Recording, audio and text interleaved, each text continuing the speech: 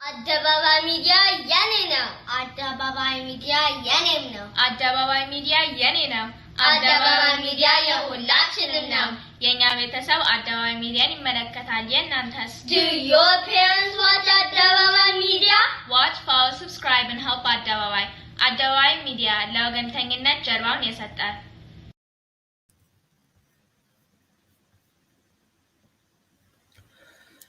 እንደምን ዋላችሁ ውድ የአደባባይ ሚዲያ ቤተሰቦች ወዳጆች ከመራቡ ዓለም ለምትከታተሉን እንደምን ዋላችሁ እንደምን አመሻችሁ እንላለን ከሀገራችን ኢትዮጵያና ከምስራቅ ዓለም ለምትከታተሉን ደግሞ እየነጋላችሁ እንደሆነ እናውቃለን እንደምን አደራችሁ እንላለን የዛሬ ውሏችሁን ከኛ ጋር ለማሳለፍ በዚህ ሰዓት በአደባባይ ሚዲያ እየገባችሁ ያላችሁ ውድ ቤተሰቦች አባላት ቤተሰቦች እንኳን ደህና መጣችሁ እንላለን እንደወትሮው ዛሬም ታላቅ ልዩ ውይይት ይዘንላችሁ እንቀርባለን ዛሬ በወቅታዊ የሀገራችን ፖለቲካና የዳያስፖራው አንድነት በሚል ዙሪያ ሶስት ታላላቅ እንግዶችን ይዘንላችሁ ቀርበናል እነሱንም በኋላ አስተዋውቃለሁ ግን ለጊዜው አሁን አቶ መስፍን የኤፓክ ቼርመን እንዲሁም አቶ ነብዩ አስፋው የኤፓክ እና የኤዲሲ እንዲሁም የኖ ሞር ሙቭመንት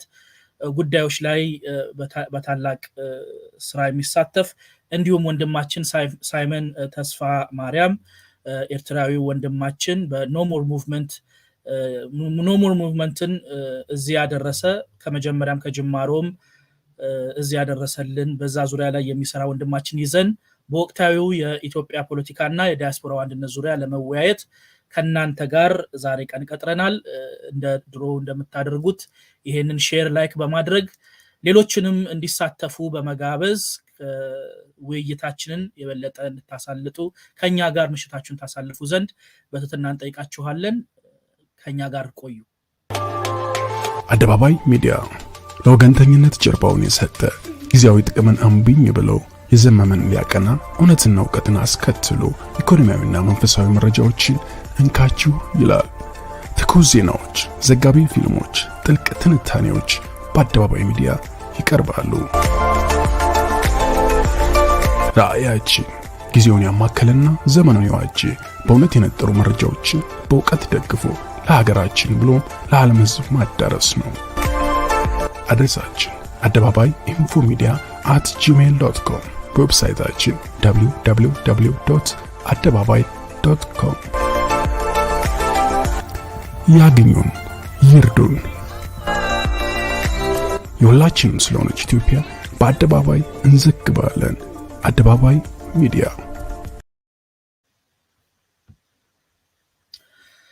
ተመልሰናል ወዳጆች የአደባባይ ሚዲያ ወዳጆች የአደባባይ ሚዲያ ቤተሰቦች በድጋሚ እንኳን ይህችን ሰዓት ከኛ ጋር ለማሳለፍ ከኛ ጋር ሆናችሁ ዛሬ ትልቅ ውይይት ከትላልቅ እንግዶች ጋር ይዘንላችሁ እንቀርባለን። ወቅታዊው በወራታ አሳስ ብቻ የተከናወኑ ታላላቅ ክንውኖች አሉ። እነሱን ታላላቅ ክንውኖችና ጉዳዮች እና አሁን የዳያስፖራው ዓለም ኢትዮጵያና ኤርትራን አሜሪካኖች በዚህ ፖለቲካዊ ክንዋኔዎች ወይ ሀገራዊ ክንዋኔዎች መካከል የት ጋር እንደሚገኝ ይሄንን ጉዳይ ከሚመሩ ታላላቅ ወንድሞቻችን ጋር ዛሬ ውይይት እናደርጋለን። መጀመሪያ ወደ ስቱዲዮ ጋብዛቸውና ወደ ውይይቱ እንገባለን። በመጀመሪያ አቶ መስፍን ተገኙ ቅድም እንደጠቀስኩት የኤፓክ ቼርመን ወይም ኤፓክ ማለት አሜሪካን ኢትዮጵያን ፐብሊክ አፌርስ ኮሚቲ ቼርመን ሰብሳቢ ናቸው። እሳቸውን ጋብዛለሁ። እንዲሁም መሰግናለሁ። አሜን። እንዲሁም ወንድማችን ነብዩ አስፋው የኖሞር ሙቭመንት በኖሞር ሙቭመንት ጀምሮ ከዛም በፊት የምናቀው ወንድማችሁ ነብዩ አስፋው ነው። እንዲሁም በኤፓክም በኤዲሲም የሚሰራ ወንድማችን ነው። እንኳን ደህና መጣህ ወንድማችን ነብዩ። እንኳን ደህና ቆያችሁኝ። አመሰግናለሁ። እንዲሁም ሳይመን ተስፋ ማርያም ወንድማችን የኖሞር ሙቭመንትን ከመጀመሪያው ከጅማሮው ሃሽታጉንም ራሱ ዛሬ በርግጥ ሃሽታግ አይደለም ዓለም አቀፍ ሙቭመንት ዓለም አቀፍ እንቅስቃሴ አፍሪካኖችም በአጠቃላይ ጥቁር ህዝብ የሚሳተፍበት የተቀላቀለበት ዋይት ሃውሱን ያነቃነቀ የዓለምን ምዕራቡን ዓለም ሀያላን ያነቃነቀ ትልቅ ሙቭመንት የመሰረተ ወንድማችን ነው። welcome and thank you for being with us today Simon ተስፋ ማርያም። አመሰግናለሁ። all right thank you መጀመሪያ ላመሰግናችሁ ወዳለው ወንድሞቼ ከኔ ጋር እችን ሰዓት ከአደባባይ ጋር ለማሳለፍ ስለተገኛችሁ። አቶ መስፍን በርሶ እጀምራለሁ። ቅድም እንደጠቀስኩት አደባባይ ሚዲያ አባላት ማለት የቤተሰቦች ሶስት ታላላቅ ክንዋኔዎች በዚህ በወራ ታሳስ አሁን ጥር ላይ ገብተናል በወራ ታሳስ የተፈጸሙ አሉ እና አቶ መስፍን እነሱም ያው በታሳስ ወር አንደኛ መንግስት ትግራይ ውስጥ የኢትዮጵያ ሰራዊት እንደማታስገባ ይፋ የተደረገበት ወይም የነበረው በመሬት ላይ የነበረው ጦርነት አዲስ ምዕራፍ የገባበት ወር ነበረ።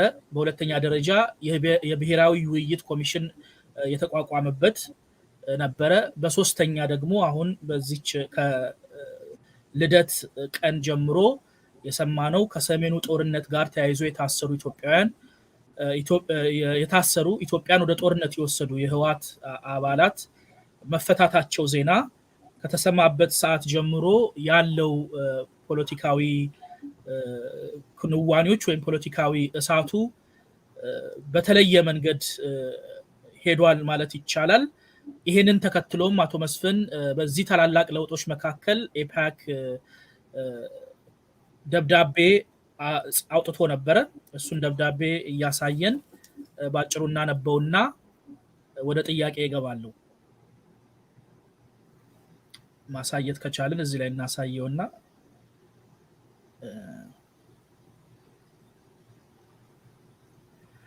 ደብዳቤውም እንደሚለው በእንግሊዘኛ ለማንበብ ሞክራለሁ። Dear friends, over the last few days I have spoken to many of you and listened to your concerns and hopes for the coming weeks and months. The conflict in our homeland has impacted us all. The images and the stories emerging from Afar and Amhara are truly heartbreaking. Murders, rape, destruction, and looting were the norm under the TPLF's occupation, and as they withdrew, defeated back to Tigray, the actions of TPLF are unforgivable. Once again, the TPLF's efforts to rip apart Ethiopia failed. The people said no to authoritarianism and no to oppression, and chose a path of progress, democracy, and freedom. We owe everything to those who joined the war effort and put their lives on the line for their country and values which they believe. The Ethiopian government, led by Prime Minister Abiy, showed real leadership when they traveled to the front line, boosting morale and initiating a remarkable victory. However, now is not the time to celebrate. Thousands are returning home to towns and villages destroyed by TPLF forces. Families in Afar and Amhara are coming to terms with the honors they have faced, and many are finally laying to rest their loved ones. Yet another generation will carry the scars of war with them for the rest of their lives. The American Ethiopian Public Affairs Committee, APAC, and our partnered organization have worked relentlessly in the United States and around the world to secure international support for Ethiopia. The government and Prime Minister Abiy. We did so with love for our homeland and our friend and family. Very much at the forefront of minds, we have achieved so much. We have tackled the TPLF's tsunami and misinformation. We stopped the war formally being labeled a genocide. We highlighted the TPLF's atrocities. We were so close to saving. No more protests showed the world that Ethiopia, and indeed the entire Horn of Africa, was united against the violent insurgency and their foreign backers. There is no doubt in my mind the force of the Ethiopian community abroad played a critical part in defeating the TPLF at home. እንግዲህ አቶ መስፍን ይሄንን ወርድ ባይ ወርድ ላነበው የፈለኩት በጣም ጠንካራ የሆነ አስፈላጊ የሆነ ደብዳቤ ስለነበረ ነው።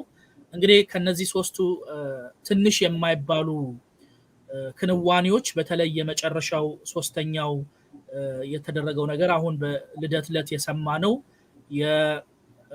የህዋት ቤሲክሊ የህዋት መስራች የነበሩ አባላት መፈታታቸውን ተነስቶ በዳያስፖራው መካከል በተለይ በኢትዮጵያውያኑ በአጠቃላይ እጅግ የሆነ ተስፋ የመቁረጥ ወይም ደግሞ የተገነባው እናንተ እስካሁን ድረስ የገነባችሁት በእናንተ ጥረት በሁሉም ኢትዮጵያውያን ጥረት ኢትዮጵያውያን ኤርትራውያን አሳይቶት የማያውቁትን አንድነት የሚፈታተን ጉዳይ ያው በመካከላችን እንደመጣ እናውቃለን። ከዚህ በኋላ የኤፓክ የሚቀጥሉ ስራዎች ምን እንደሚመስሉና እንዴት እንደሚሄድ እስቲ በሰፊው ብንወያይበት አቶ መስፍን። በጣም አመሰግናለሁ ዲያቆን ኤፍሬም። እንግዲህ በመጀመሪያ ደረጃ አሁን የተፈጠረውን ሁኔታ በሚመለከት ሁላችንም ረጋ ብለን ሁኔታዎችን ማጤን ይኖርብናል። የተፈጠረው ሁኔታ አስደንግጦናል፣ አበሳጭቷል፣ ኮንፊውዝም አድርጓል። ሁሉም ጠቅላላ ሚክስድ ኢሞሽን የሚባለው ነገር በሙሉ ነው ሁሉም ሳይ ዓለም ላይ ያለው ኢትዮጵያዊ በሙሉ የተሰማው ማለት ይቻላል።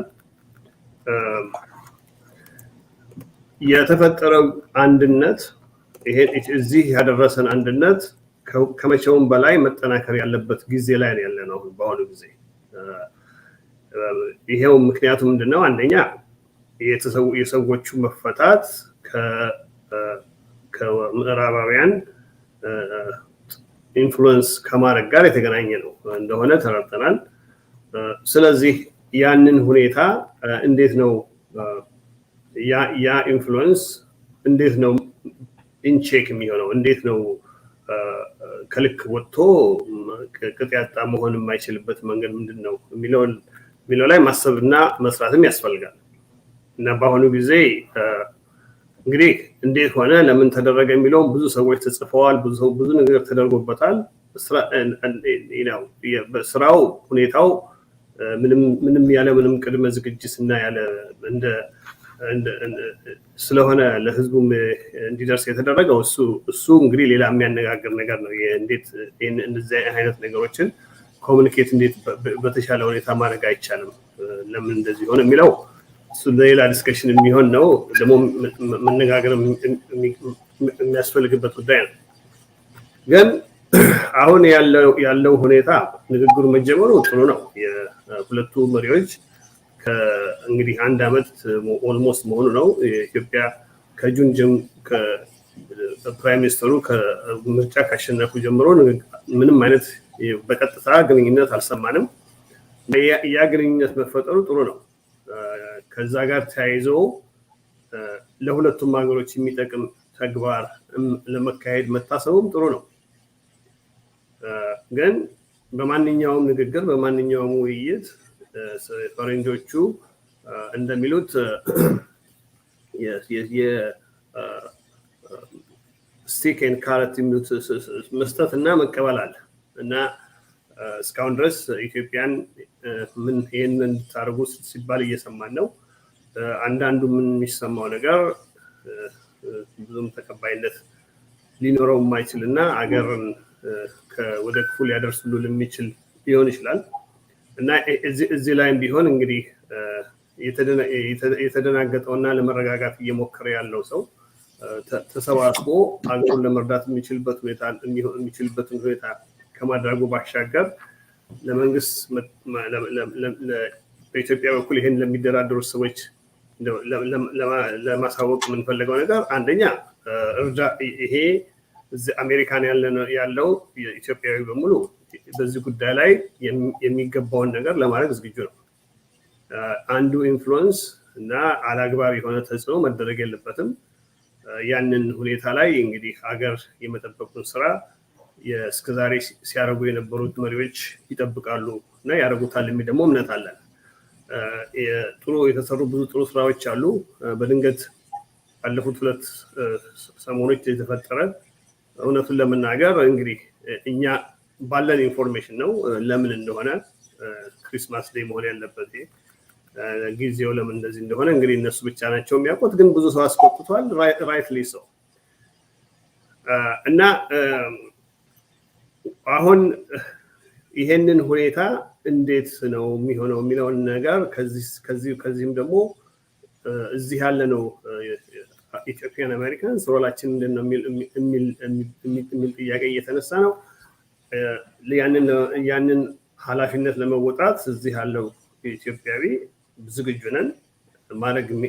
መደረግ የሚገባው ማንኛውም ነገር ዊዝን እንትን ባለው በህጉና በአገሩ መመሪያ መሰረት መደረግ የሚደረገው ነገር ሁሉ ይደረጋል እና የመሪዎቹ መነጋገር ጥሩ ነው።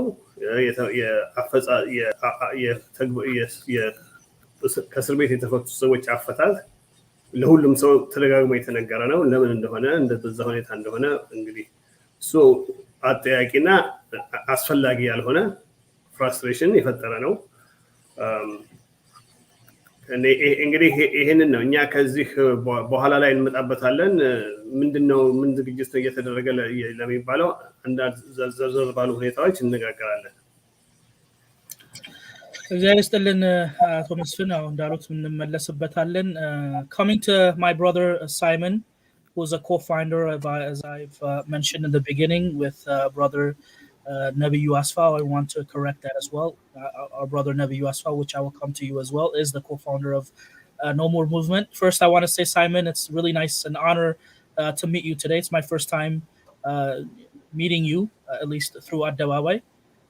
I've worked and seen Nabiyu's work since the beginning, but it's my first time ever having this conversation with you, and it's an honor. Do you say at this moment we are at a new phase when it comes to the No More movement, in terms of what just inspired in the month of Tahasas, which is no longer, by the way, No More movement is no longer a hashtag, but a worldwide African movement? Would you say that we are at a new phase?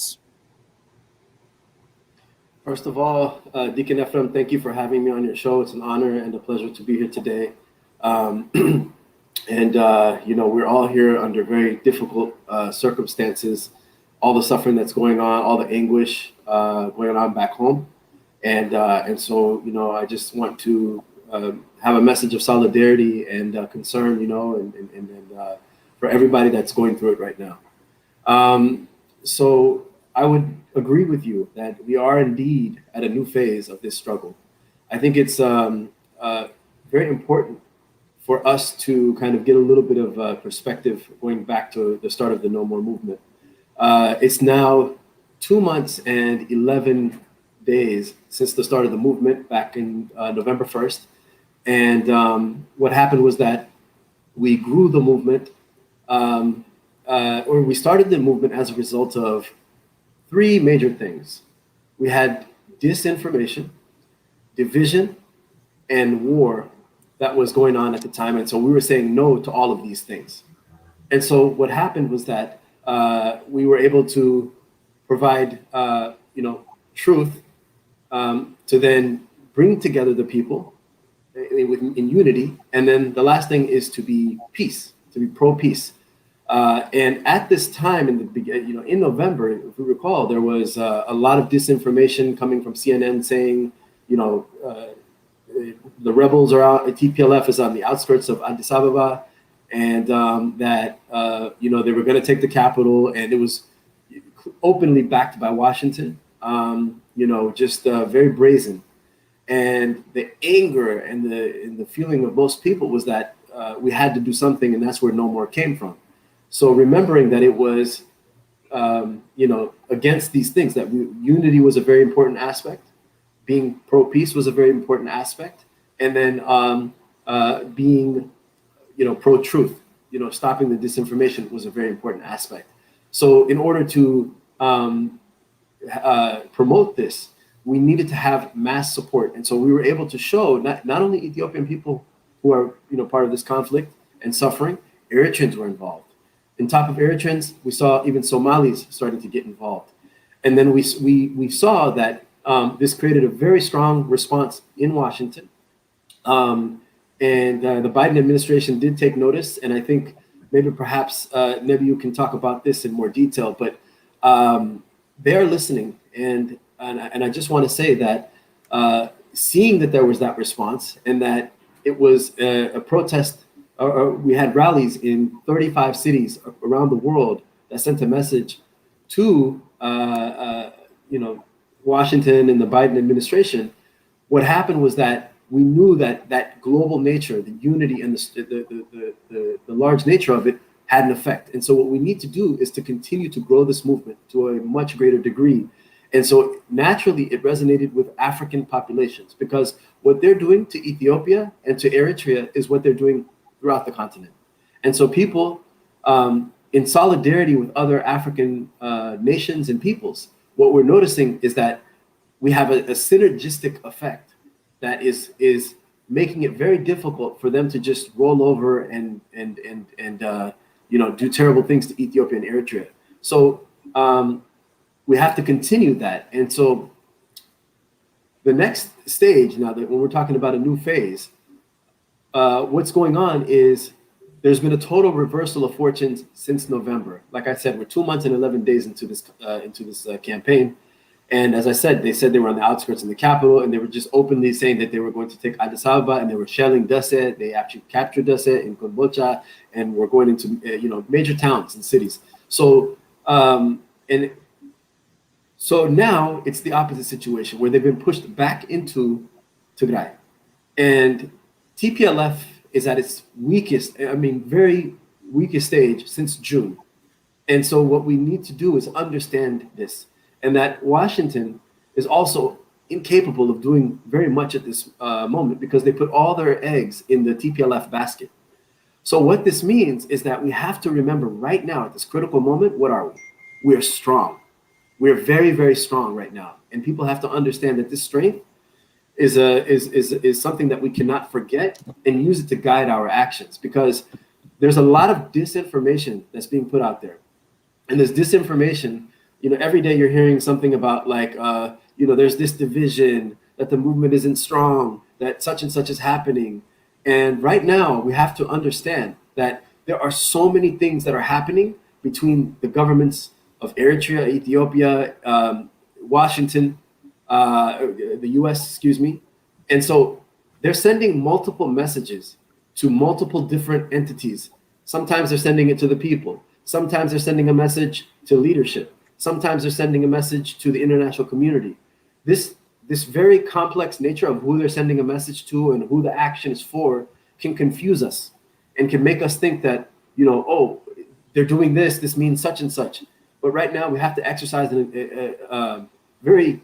have to be very cautious how we present ourselves. And we have to send a very clear message of unity. Why?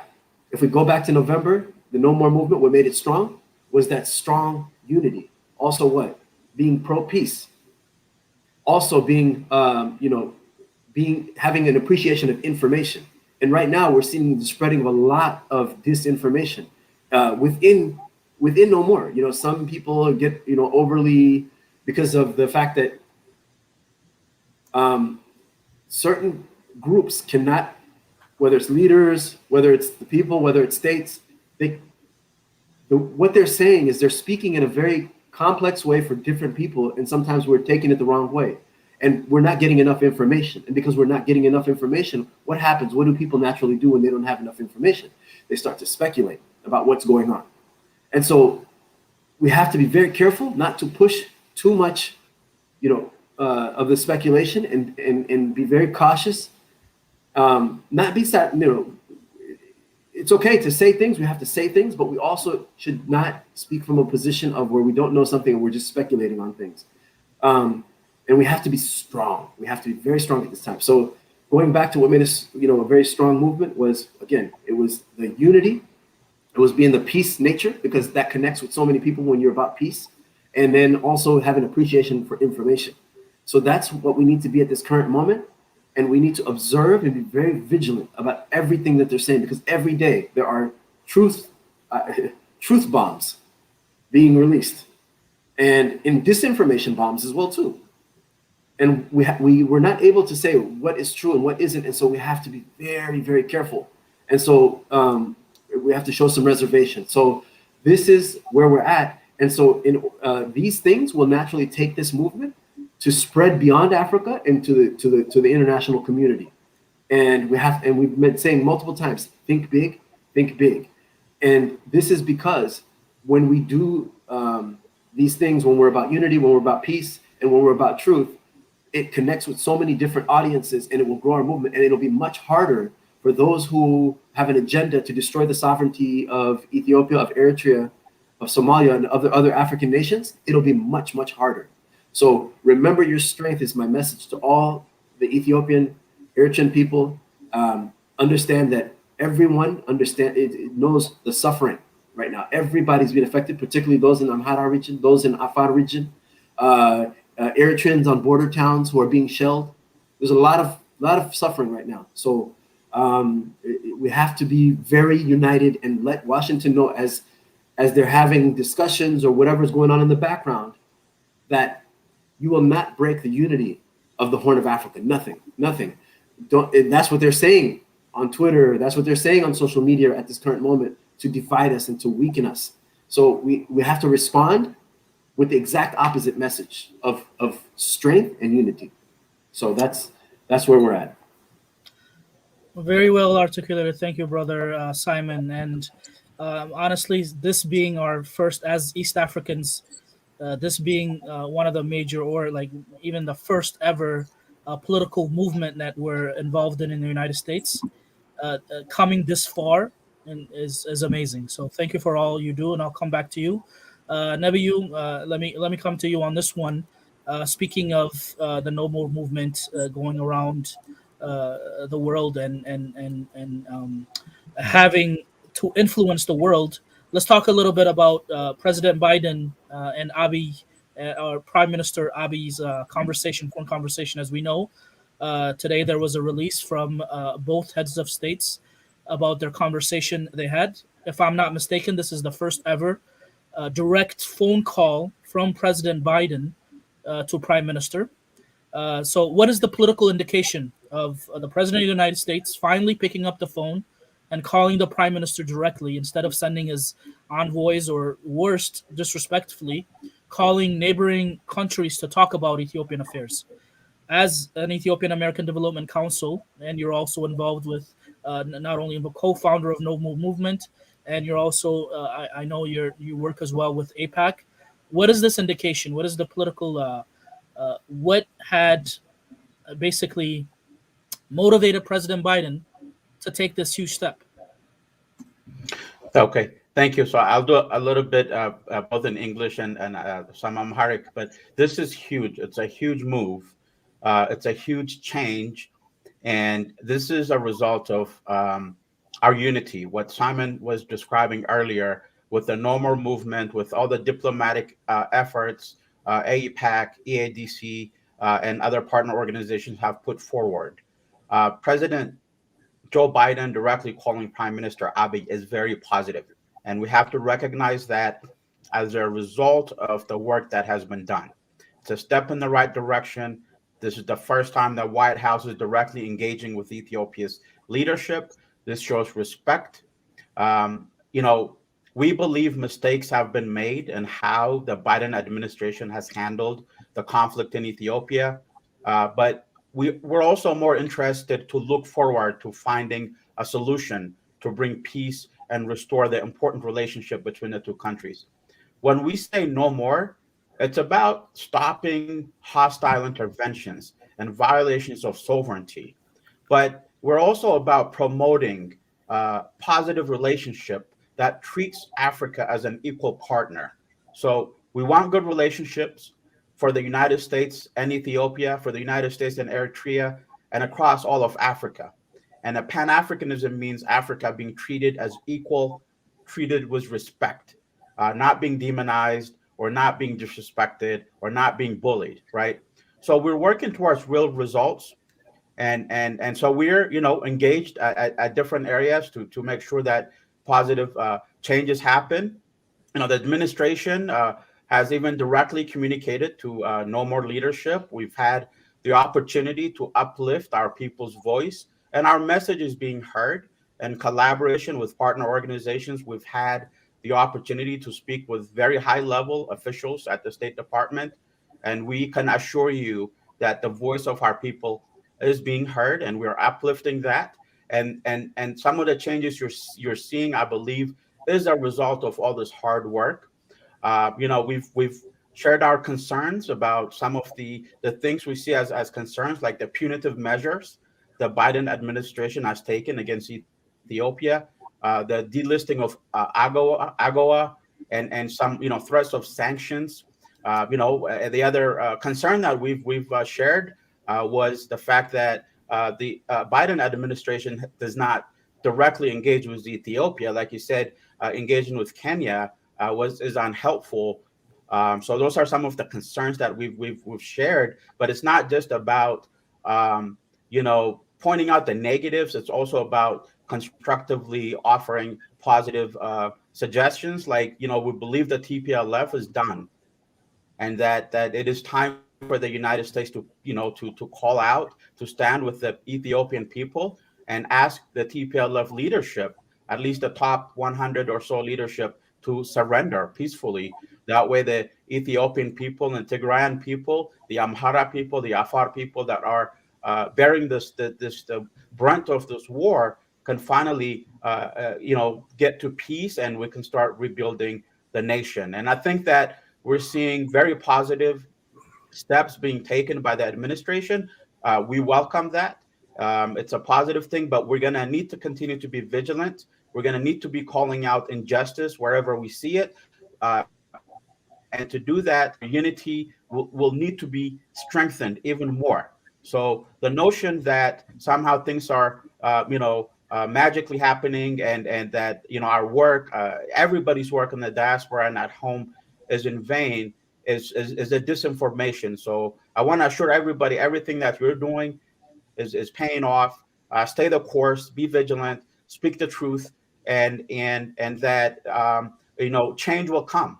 I'll give you some examples in the Biden administration. Some of the people like Gail Smith are not with the administration anymore. Jeffrey Feltman is no longer with the administration anymore, right? There's new faces coming in.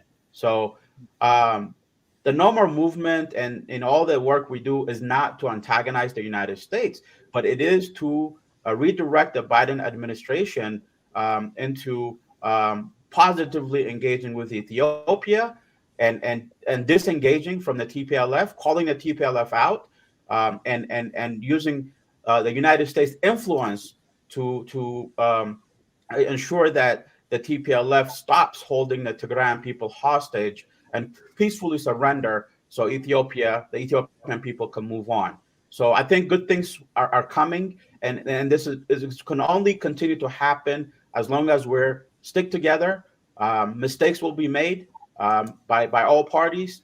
We have to look at the bigger picture and continue to work together, because real lives are at stake.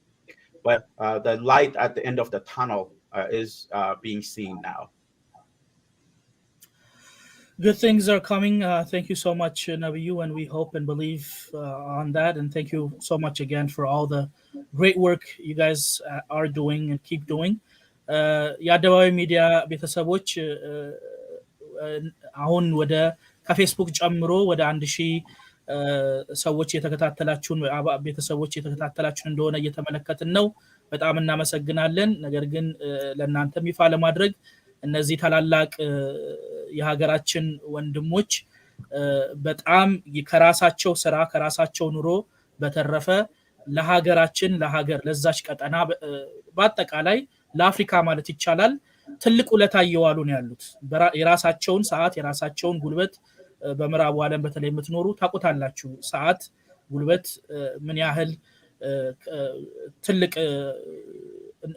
ትልቅ ሀብት ወይም ትልቅ መስዋዕትነት እንደሚያስከፍል ከራስ ሰዓት አልፎ ሌላ ነገር ላይ መዋል አይደለም የሀገር ጉዳይ ላይና እነዚህ ጀግኖች ግን እነዚህ ወንድሞች ልንረዳቸው የምንችለው ቢያንስ ታላላቅ አይዲያዎቻቸውን ወይም ሐሳቦቻቸውን ለሌሎች በማጋራት ስለሆነ ይሄንን ውይይት ለሌሎች እንድታካፍሉ አሁንም እናሳስባለን። ስመለከት ላይክ እንኳን ያደረጉት ሰዎች ያው በርግጥ ብዙ ጊዜ ስለምንረሳ ነው ወደ 300 ብቻ ነው። ቢያንስ የምትመለከቱ ሰዎች ይሄንን ሪአክት በማድረግ ሼር ላይክ በማድረግ ለሌሎች እንድታሳትፉ ወይም ሼር እንድታደርጉ እናሳስባችኋለን።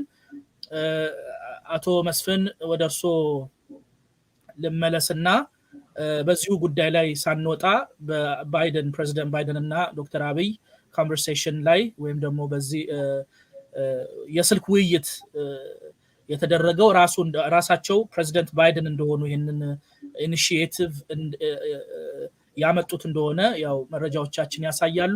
በዚህ ጉዳይ ላይ እንደ ኤፓክ ቼርመን እርሶስ ምን ይመስሎታል? የምን ውጤትስ ነው? አሁን ነብዩ ካለው ላይ መጨመር ከፈለጉ ነብዩና ሁለቱም ያሏቸው ነጥቦች ዋና ነጥቦች ናቸው። በአሁኑ ጊዜ ሳይመን እንዳለው አሜሪካኖቹ ዘሃድ all their eggs in one basket ያለው ቲፒኤልኤፍ ላይ እውነቱን ነው ያነበረ for whatever reason ማናችንም ሊገባ በማይችል ምክንያት እንደሱ ነበረ ሲሞከር የነበረው እሱ እንደማይሆን ታውቋል። እንግዲህ እሱ እንደማይሆን ስለታወቀና አንደኛ ሀገር ውስጥም ያለው የዳያስፖራው ንቅናቄ ከፍተኛ መሆኑና የፖለቲካ ስልጣንም ለማሳጣት እንደሚችል የመረዳት ነገር በመኖሩ ሁለተኛ ደግሞ የጂኦፖለቲካል ሁኔታውም የተለየ ስለሆነ በአሁኑ ጊዜና በእንደዚህ እነሱ በሚኬድበት መንገድና የወደቀ በአሁኑ ጊዜ የተለያዩ ሽፍቶችን የሚመሩት ድርጅት አይነት በሆነበት ደረጃ ባለበት ያለን ኦርጋናይዜሽን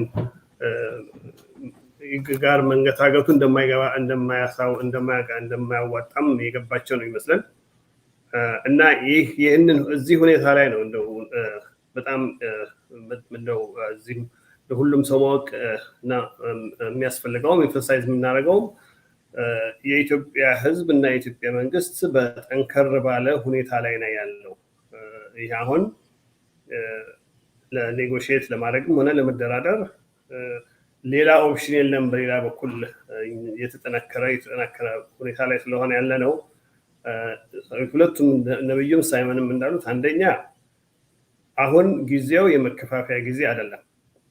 አሁን ጊዜው በተለያየ በትንሽ በትልቁ ግሩፕ እና ሰብ ግሩፕ እየፈጠሩ መፋጫ ጊዜ አይደለም።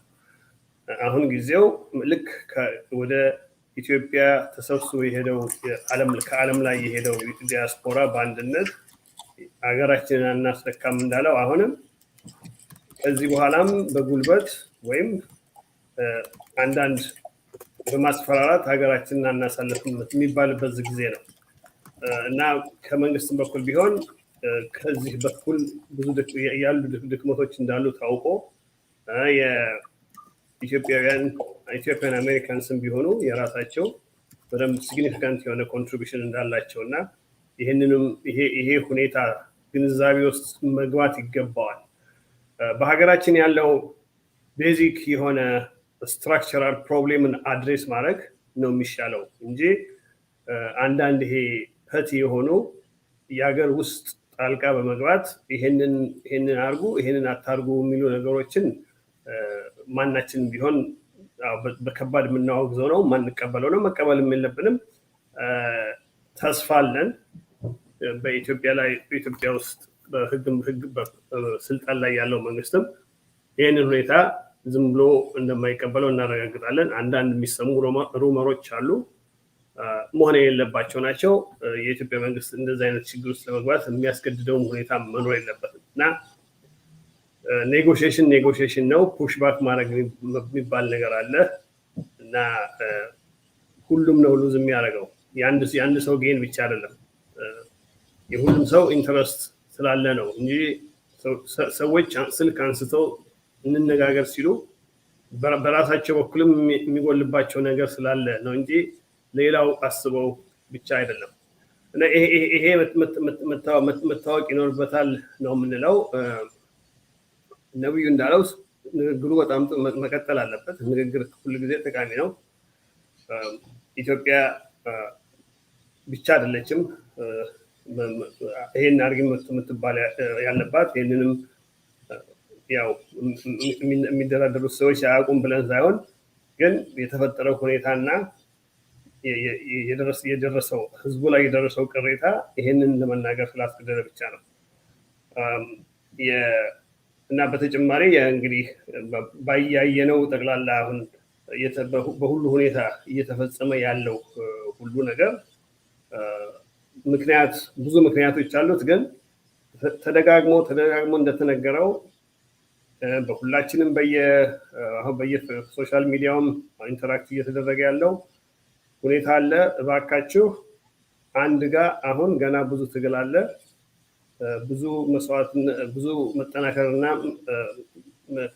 መዋጋት ያለብን ነገር አለ አሁን መጨረሻው ላይ እየተደረሰ ስለሆነ መጨረሻው ላይ የማይሆን መከፋፈል እና የማይሆን ሁኔታ መፈጠር የለበትም ሳይመን እንዳለው ብዙ አይነት የተፈጠሩ አሉ አሁን ብዙ አይነት ሐሳብ የሚያመጡ ይሄውም እነዚህ የኢትዮጵያ ጠላት ያሉ ሰዎች በጣም የተካኑበት ሁኔታዎች እናያለን እና እሱ ሁሉ ሳያዘናጋን እኛ በአሜሪካን ኢትዮጵያን ፐብሊክ አፌርስ ኮሚቴ በደንብ አድርገን ፕላን አድርገናል የሚቀጥለው ነገር ምንድነው የሚደረገው ነገር ምንም ብዥ ያላለበት ክሊር ቪዥን አለን በሱ መሰረት ይካሄዳል የኖሞር ሙቭመንት የጠቅላላው የጉዳይ ማስፈጸሚያ ጉልበት ነው እና አስፈላጊ ሆኖ በሚገኝበት ሰዓት ሁሉ የኖሞር ሙቭመንት አክቲቬት የሚደረግበት ሁኔታ አለ እና ማደናገጣና ውዥንብር ሁልጊዜ ያለ ነገር ነው ያጋጥማል እንደገናም ሊያጋጥም ይችላል ዋናው ነገር ግን እንደምናቀው በፊትም እንዳየነው ከትውልድም ስተወራዶ እንዳየነው ኢትዮጵያውያን አንድ ጋር ሲሆኑ ማንም አይነካቸውም ዛሬ እንደዚሁ ቀልብ ብሎ አንድ ለዚህ ሀገር ጋዜጠኛ ተመሳሳይ ጥያቄ ጠይቆኝ የነገርኩት ይሄንኑ ነው ኢትዮጵያውያን የገርድ ሬኔሳንስ ዳምን ለመስራት ኢጅፕቶቹም ሆኑ ምዕራባውያን ተማክረው እርዳታ አንሰጥም ብለው ሲያቆሙት አንዳንድ ብር እያዋጡ $1 ቢሊዮን ቢልድ ያደረጉ ናቸው እና ኢትዮጵያውያን በጣም ስታበርን ሰዎች ሀገራቸውን የሚወዱ ሰው የሚያከብሩ ግን ካላከበርካቸው የሚያከብሩ ናቸው ነው ያልኩት እና ይሄንኑ ይዘን ለስቲክ ቱ ዛት መጨረሻው ደህና ይሆናል ግን በድጋሚ በኢትዮጵያ ስም ኔጎሽየት የሚያደርጉ ሰዎች ብዙ ኃይል እንዳለን እንዲያውቁ እንፈልጋለን ብዙ እርዳታ ከዚህ የዲያስፖራ የኢትዮጵያን አሜሪካንስ ማድረግ የሚችሉት ነገር እንዳለና በትንሹም በትልቁም ተደናግጦ ማይሆን አይነት ጊቭን የማድረግ ቴንደንሲ መኖር እንደሌለበት ነው ይኖራል ብለን ሳይሆን ያየነው ነገር ስላስደነገጠን ለማሳሰብ ያህል ነው አመሰግናለሁ እግዚአብሔር ያክብርልኝ አቶ መስፍን በሚገባ መልሰውልናል ከዚሁ ከኖሞር ጉዳይ ሳንወጣ በፊት ወደ አቶ ነብዩ በድጋሚ አንዴ ወደ በአማርኛ ልመለስ ወደ አንተ ያው እንደምናቀው ያው እስካሁን ድረስ እየተነጋገርን ነው ኢትዮጵያ በተለያየ አሁን ፈተና ውስጥ ያለፈች ቢሆንም በተለይ አሁን እየተከሰቱ ያሉት በመንግስትም የማይገባ ስራዎች ጨምሮ ትንሽ የመከፋፈል ፈተና በዳያስፖራው መካከል በተለይ ወይም ደግሞ በዚሁ በኖሞር ሙቭመንት በሚሳተፉ ያላና አባላት መካከል ትንሽ ተስፋ የመቁረጥ ስሜት የሚታይ መንፈስ ይታያል በዛውም ደግሞ ሁሉ ጊዜ የምናቃቸው በኢትዮጵያ ፖለቲካ በኢትዮጵያ ጉዳይ ላይ ያለ ሴራ ትንተና የማያውቁ አንዳንድ አካላትም እችን ሰዓት ተጠቅመው ብዙ የማይሆን ነገሮችን ስለ ኖሞር መናገር ያው ድሮም የሚችሉትን ያህል ያረጉ ነበር አሁንም እችን ተጠቅመው አንዳንድ እንትኖች እየተናገሩ ይገኛሉ እስቲ በዚህ ጉዳይ ላይ ያለህን መልእክት በአማርኛ ብትነግረን የኖሞር አሁን እያየን ያለናቸው ውጤቶች በአብዛኛው የኖሞር ግፊት ውጤት ናቸው ስለዚህ ከመጀመሪያው ጀምሮ ለመከፋፈል ነገሮች አሉ ሁሉ ጊዜ ኔጌቲቭ የሆኑ ነገሮች ሰራጫሉ ግን አንዱ ነገር ኖሞርን አንድ ያደረገን ሁላችንም አንድ ጠላት ያለን ህወሓት እና የህወሓት አጋጆች ከምዕራብ በኩል ያሉት የሚያጠቁን ናቸው ስለዚህ አሁን በሚዲያ በኩል የሚደረገው በአድሚኒስትሬሽን በኩል የሚደረገው ጫና ቀደም እንደጠቀስኩትኝ ስቴት ዲፓርትመንት ድረስ በመነጋገር የመጡት ፖዚቲቭ ለውጦች ውስጥ ትልቅ አስተዋጽኦ ኖሞር አድርጓል አሁንም ብዙ ስራዎች እየተሰሩ ነው ለምሳሌ ኢትዮጵያ ነፃ ከወጡት የአምሃራ ምድሮች የአፋር ምድሮች ላይ መድኃኒት በማከፋፈል ላይ ነው ያለው ኖሞር ለምሳሌ #OneBagChallenge ተብሎ በብዙ የአማራ ክልል ውስጥ እንደ ወልቃይት እንደ ባህር ዳር የመሳሰሉ የአማራ መሬቶች ብዙ ጉዳት የደረሰባቸው አሉ ሐኪም ቤት የለም ለነዛ ሁሉ መድኃኒት እንዲደርስ የተደረገ ነው በአፋር ክልል ውስጥም የአፋር ህዝብ በሙሉ ትምህርት ቤቶች ሆስፒታሎች ፋርማሲዎች ወድመዋል እነዚህን አሁን ነፍስ ወከፍ የሆኑ መድኃኒቶች እንዲደርስ ኖሞር ያደረገ ነው ወደፊት ደግሞ የሚሰሩ ፕሮጀክቶች አሉ ቢልድ ለማድረግ መብት እንዲከበር ከዚህ ግን አንድ የማያወላውለው ነገር የኢትዮጵያ ህዝብ በተለይም በሰሜን ኢትዮጵያ በአማራ በአፋር መብታቸው በህወሓት እንዳይነካ ህልውናው እንዳይነካ ትልቅ አስተዋጽኦ አድርጓል እያደረገም ነው ማድረጉንም ይቀጥላል ይሄም አንዱ ቀደም እንደጠቀስኩትኝ በዚህ ሰዓት የህወሓት ኃይል እጅ እንዲሰጥ በሰላም እጅ እንዲሰጥ ከዛም በትራንዚሽን ወደ ሰላም እንድንሄድ የትግራይ ህዝብ ነፃ እንዲወጣ የአማራ ህዝብ ነፃ እንደወጣው ከህወሓት የአፋር ህዝብ ነፃ እንደወጣው አጠቃላይ ሰሜን ኢትዮጵያ ነፃ ወጥቶ ህዝቡ የራሱን እድል የራሱ መወሰን የሚችልበት መንገድ እንዲመቻች ትልቅ ስራ እየተሰራ ነው ኖሞር ከአንድ ቪሌጅ ከአንድ መንደር ከአንድ ክልልና ሀገር አልፎ የምስራቅ አፍሪካ ቀጠናን አንድ ላይ አምጥቶ ለኢትዮጵያ ያደረሰ እንቅስቃሴ ነው አፍሪካን አንድ ያደረገ እንቅስቃሴ ነው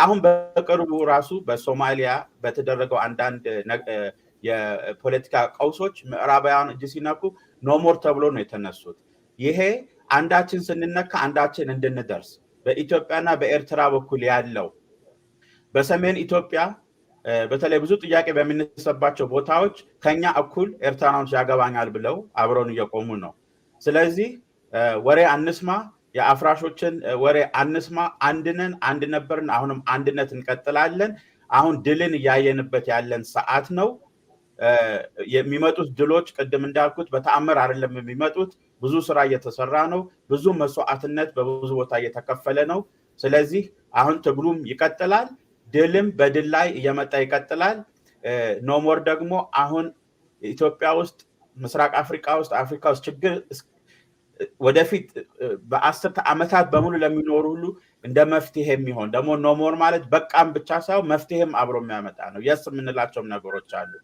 ስለዚህ ይሄንን ለማገናዘብ እወዳለሁ እና በስኬት የሚገኘው በአንድነት ነው በታሪክ ታይቶ የማይታወቅ አንድነትን ከራሳችን ህዝብ ዘር ሃይማኖት ሳንል ከጎረቤቶቻችን ጋር አብረን ይቆምን በዚህ አንድነት ነው ድል እየመጣ ያለውና ይሄንን ሊያፈርሱ የሚፈልጉ ሰዎች እንግዲህ ዓላማቸው ምን እንደሆነ ህዝቡ እንዲያውቀው እና እንድንጠነቀቅ ያስፈልጋል። በጣም አመሰግናለሁ ነብዩ። በሚገባ ተመልሷል። ውድ የአደባባይ ሚዲያ አባላት ቤተሰቦች እስካሁን ድረስ ከኛ ጋር ስለቆያችሁ እናመሰግናለን። ታላላቅ ስራዎችን ከሚሰሩ ወንድሞች ጋር አብረን በወቅታዊው በኢትዮጵያ ፖለቲካና የዳያስፖራው አንድነት ዙሪያ እየተነጋገር እንገኛለን። ከኛ ጋር እስካሁን የቆዩት አቶ መስፍን የኤፓክ ቼርመን፣ እንዲሁም ሳይመን ተስፋ ማርያም የኖ ሞር ሙቭመንት ኮፋውንደር፣ እንዲሁም ወንድማችን ነብዩ በእነዚህ በኤፓክም በራሱም በኤዲሲ በሚባል ሙቭመንት እንዲሁም ደግሞ የኖ ሞር ኮፋውንደር የሆነ ነብዩ አስፋው ጋር ትልቅ ውይይት እያደረግን ነው። እንግዲህ ውድ እንግዶቻችን ወደሚቀጥለው ጥያቄ ሲሄድ brother Simon, I'm going to bring this to you first, and then I'm going to let others I'm going to let Ato Masfin and Nabiyu come in this as well. Let's move forward to talk about 2022 election, which is a very important year for the United States, for Washington, but most importantly for I believe our movement. And as you know, Simon, it's no news that for Ethiopian and Eritrean Americans, we lack to get involved with American politics as a community before, but I believe this will be change. This will change when it comes to the things that just have been inspiring in us for the past 3 years, especially since the Biden administration had come. What are the things that the No More movement has in store for us, for the Ethiopian and Eritrean community, to get involved in this midterm election?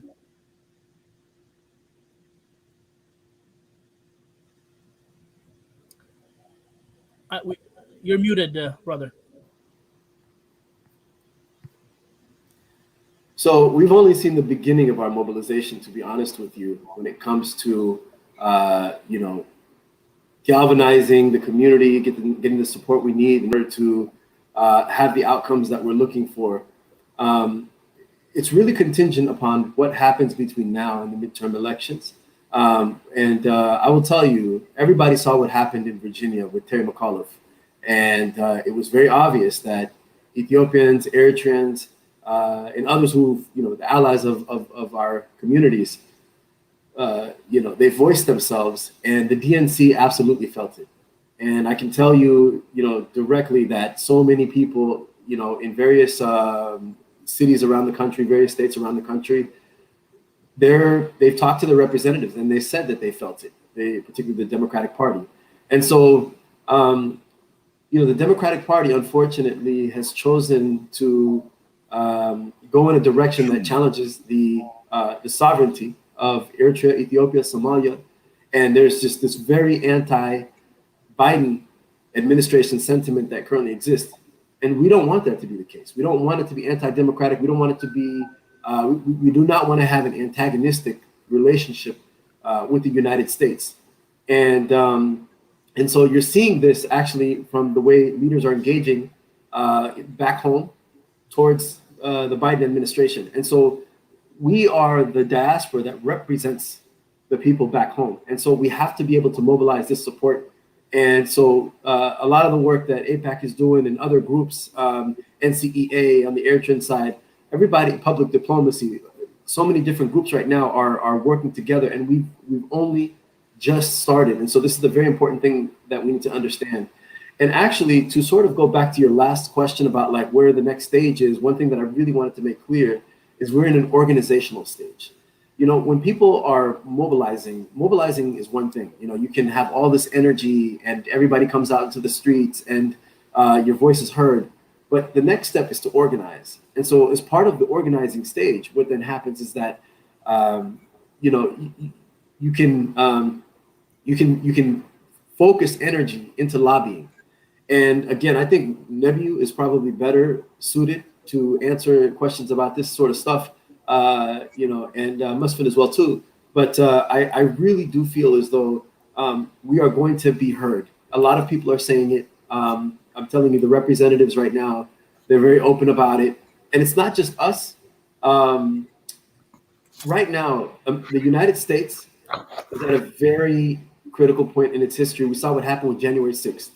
And there are people saying that this next election is just going to be, it's going to be very, very bad for the Democrats at the current moment because of not only what they're doing domestically and the lack of action, whether you're talking about, on evictions, whether you're talking about student debt, you just go down the list, like so many things. There's been inaction, and it's not in my place at this current moment to comment on those things when we're focused on the issue at hand, which is what's going on in Eritrea and Ethiopia.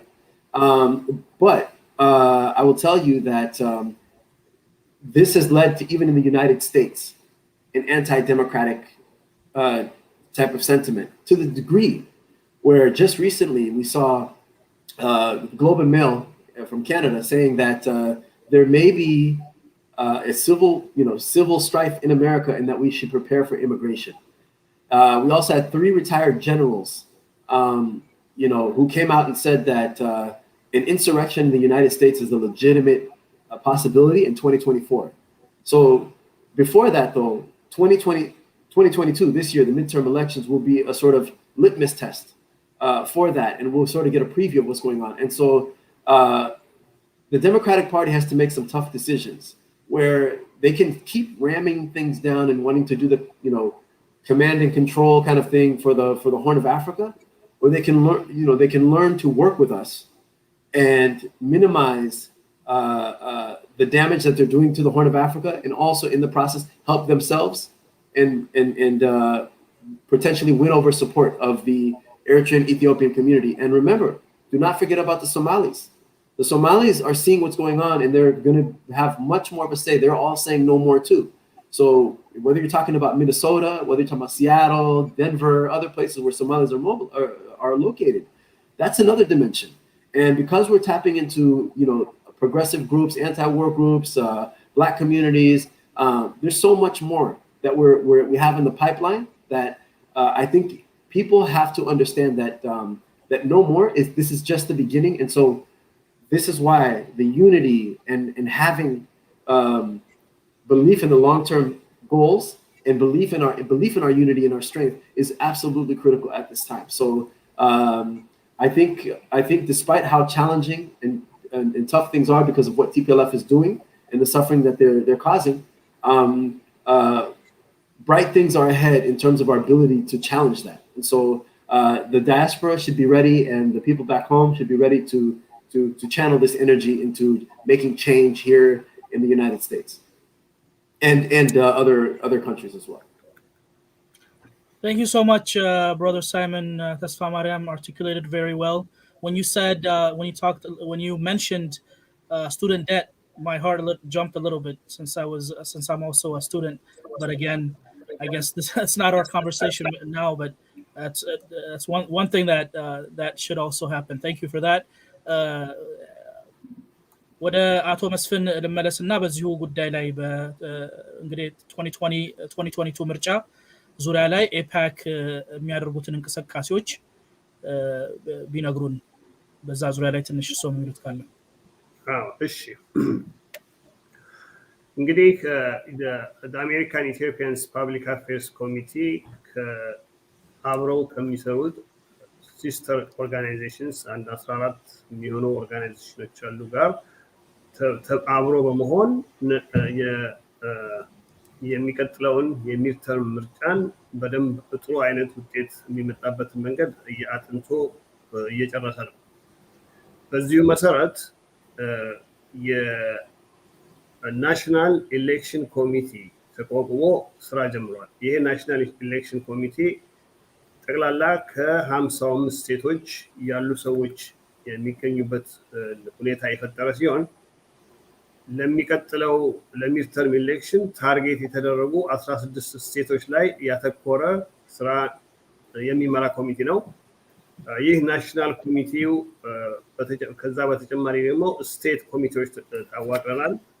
ስቴት ኮሚቴዎቹ በየተራቸው ዲስትሪክት ኮሚቴዎች ያዋቅራሉ እና ይህ በተቀናጀ ሁኔታ እየተዘጋጀ ሲሆን በቅርቡ ለኢትዮጵያን አሜሪካንስ አክሮስ ዘ ዩናይትድ ስቴትስ ይህንን አወቃቀሩና አሰራሩን እያንዳቸው የሚጠበቅባቸው ኃላፊነት ምን እንደሆነ እናሳውቃለን። እስካሁንም በየስቴቱ የሚሰሩት የኮሚቴ ሊቀመንበሮች ይህንኑ ለየስቴቱ ነዋሪዎች የማነጋገር የጀመሩ ሲሆን ሰሞኑንም ፍላየሮችም ሊፍሌቶችም እየተዘጋጁ መዘጋጀት ያለውን ተራ በተራ አንደኛም ቀደም ብሎ መመዝገብ እንደሚያስፈልግ ከተመዘገበ በኋላ ደግሞ የአሜሪካን ኢትዮጵያንስ ፐብሊክ አፌርስ ኮሚቴ ናሽናል ቦርድ ከእያንዳንዱ ስቴት ኮሚቴዎች እና ዲስትሪክት ኮሚቴዎች ጋር በመተባበር የተመራጮችን አይደንቲፋይ ማድረግ ፕሮ ኢትዮጵያ የሆኑ ተመራጮችን መለየት ዘረ ኢትዮጵያም ሆኑ እንዲሁም ኢትዮጵያን የሚወዱ ከኢትዮጵያ ጋር የኢትዮጵያን ሁኔታ ተረድተው ለኢትዮጵያ ድጋፍ የሚሰጡ የሆኑ ሰዎችን አይደንቲፋይ ያደርጋል እና በዛው መሰረት እንደ ስትራቴጂው ከስቴት ስቴት ይለያያል። ማስመረጥ የሚቻልበት ቦታ ላይ ማስመረጥ ኔጎሽየት መደረግ እና ድምፅ ኔጎሽየት አድርጎ መስጠት የሚያስፈልግበት ቦታ ላይ ማስደረግ። ግን ይሄ ሁሉ ሲሆን ፕላትፎርም ይኖራል። ፕላትፎርሙ ፕሮ ኢትዮጵያ የሆኑ 3 ወይም 4 ጥያቄዎች የሚይዝ ፕላትፎርም እየተዘጋጀ ይገኛል እና እዚህ ላይ አሁን ለምሳሌ አሁን ሰሞኑን የሚደረገውን ነገር እሱን እያዳመጥን ያለ ነው እና አሁን ምንድነው እሱ ይሄ አሁን አሜሪካኖቹ ሀብታሞች ናቸው፣ ትልቅ መንግስት ነው፣ ብዙ ገንዘብ አላቸው እና የኢትዮጵያን እጅ ለመጠምዘዝ በሚሞክሩበት ጊዜ የሚሰሩ ስራ ምንድነው? ተቀባይነት የሌለው ስራ ነው ተብሎ የሚታመን ነገር ሲኖር እንደሱ አይነት ነገሮች ፕላትፎርም እንትኖቻችን ሊሆኑ ይችላሉ እና ማንኛውም ከአሁኑ ጀምሮ ይሄንን ሀሳብ መደገፍ እንደሌለባቸው እና ይሄንን እንደምንቃወም ይህ ከቢሮ ሊያስወጣ እንደሚችል አይነት ትግል ይደረጋል እና ይሄ ዝግጅት የተደረገ ነው።